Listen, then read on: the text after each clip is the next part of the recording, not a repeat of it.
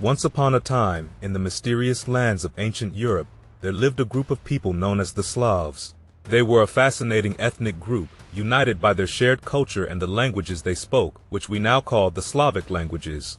Our journey to uncover the origins of the Slavs takes us back to the 6th century CE, where they first appeared in the records of the Byzantine Empire. However, before this time, little was known about them, and our knowledge mostly comes from archaeological digs and linguistic studies. The Byzantine historians referred to them as the Sclaveni. But who were these people, and where did they come from? Well, that's where things get a bit murky. You see, there's no clear agreement among scholars about the origins of the Slavs. Some say they were nomads, while others argue they lived in settled communities nestled in forests and swamps. Some even suggest they had kings ruling over them, while others propose they embraced a more democratic way of life. To make matters more confusing, the accounts we have about the Slavs come mostly from biased Roman sources. The Romans tended to view all barbarian peoples as primitive and uncivilized, so we have to take their descriptions with a grain of salt. But despite the uncertainties, some clues have been found. Archaeologists have discovered traces of Proto-Slavic people dating back to around 1500 BCE in an area stretching from western Poland to the Dnieper River in Belarus. This suggests that the Slavs had been around for quite some time, sharing a common cultural heritage across a wide region. Linguistic evidence also sheds light on their history. It seems that the early Slavs had contact with Iranian-speaking groups in the western regions of Russia and the southern Russian steppes. This is evident in the striking similarities between Slavic and Iranian languages. Later, as the Slavs moved westward, they encountered Germanic tribes and adopted some of their language as well. Interestingly, the Polish thinker Józef Rostofinski noticed something peculiar about the Slavic languages. He observed that words for certain types of trees, like beech, larch, and yew, were borrowed from other languages. This suggests that these trees might not have been native to the lands where the Slavs originated. As the Slavs continued to carve their place in history, their rich mythology added another layer to their story. Unlike some civilizations that left behind extensive mythological texts, the Slavs didn't start writing down their myths until much later, around the 9th and 10th centuries CE, during the spread of Christianity. Among the gods of the Slavic pantheon was Perun, a mighty thunder god akin to the Norse Thor. Perun wielded lightning and thunder, and for some Slavs, he was the supreme deity, much like Thor was to the Germanic peoples. Another important figure was Eurilo, the youthful god of spring, and his counterpart Lada, the goddess of love. These deities were revered, with Eurilo's annual death and resurrection mirroring themes of fertility and renewal. But the Slavic gods weren't just singular beings, they often appeared in multiple forms. Svantovit, the god of war, had 4 heads representing various aspects of conflict, while other gods like Porv and Ruhevit displayed even more faces, each tied to different seasons and elements of nature. Triglav, with its 3 heads gazing upon the sky, earth, and underworld, symbolized the interconnectedness of the cosmos. As the Slavs navigated their way through history, they encountered the fading might of the Roman Empire.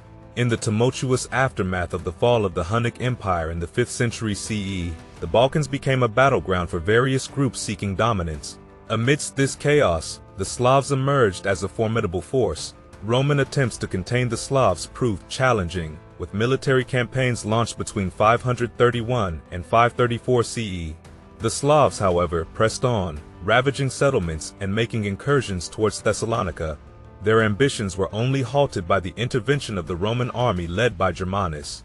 In subsequent years, the Slavs, in alliance with the Avars, continued their expansion, wreaking havoc across Greece, Thrace, and Thessaly.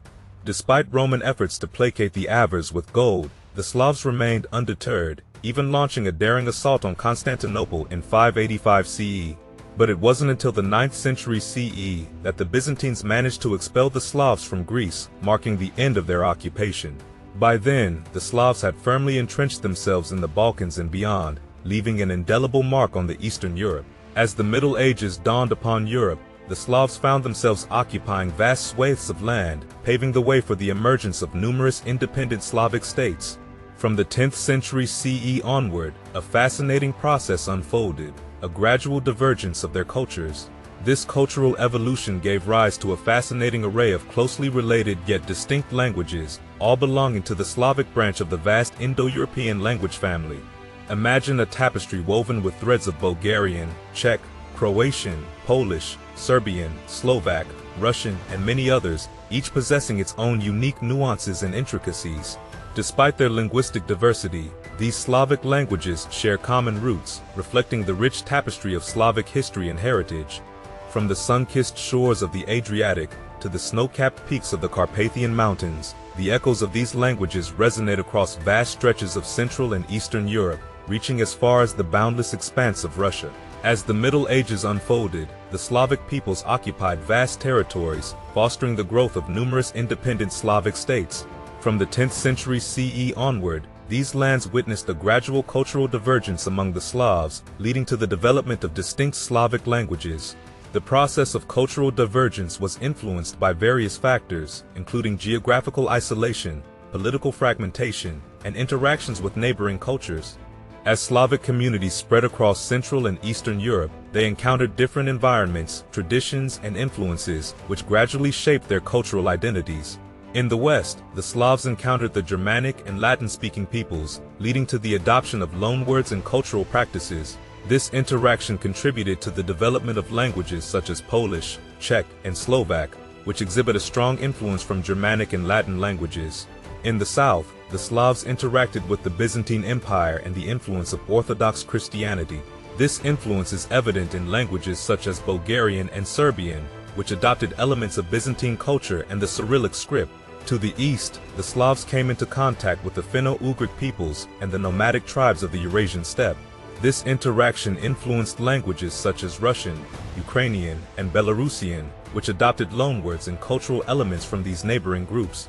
Over time, these linguistic developments contributed to the emergence of distinct Slavic language groups, each with its own unique features and characteristics. Despite these differences, the Slavic languages share a common linguistic heritage, rooted in the ancient Proto-Slavic language spoken by early Slavic tribes. In the medieval period, the Slavic states experienced periods of expansion, consolidation, and conflict. Kingdoms and principalities emerged, each with its own distinct identity and language. Trade routes crisscrossed the region, facilitating the exchange of goods, ideas, and languages. The spread of Christianity also played a significant role in shaping Slavic culture and language. Missionaries from Byzantium and Rome brought Christianity to the Slavic lands, leading to the adoption of the Cyrillic and Latin alphabets for writing Slavic languages. The translation of religious texts into Slavic languages helped standardize grammar and vocabulary, contributing to the development of written literature.